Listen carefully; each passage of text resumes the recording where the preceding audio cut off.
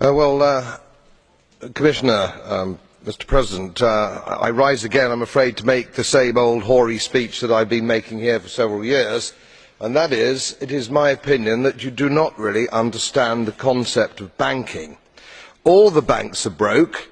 Bank Santander, Deutsche Bank, Royal Bank of Scotland, they are all broke. And why are they broke? It isn't an act of God. It isn't some sort of tsunami.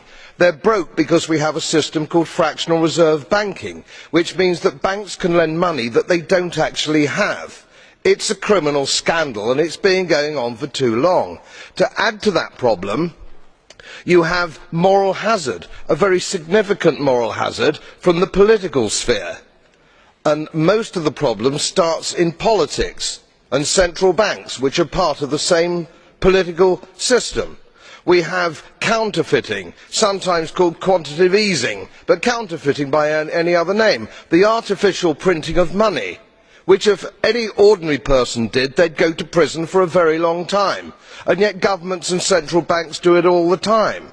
Central banks repress the amount of interest that rates are, so we don't have the real cost of money. And yet we blame the retail banks for manipulating LIBOR. The sheer effrontery of this is quite astonishing. It's central banks that manipulate interest rates, Commissioner.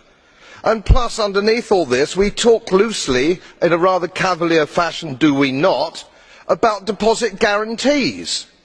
So when banks go broke through their own incompetence and chicanery, the taxpayer picks up the tab. It's theft from the taxpayer. And until we start sending bankers, and I include central bankers and politicians, to prison for this outrage, it will continue.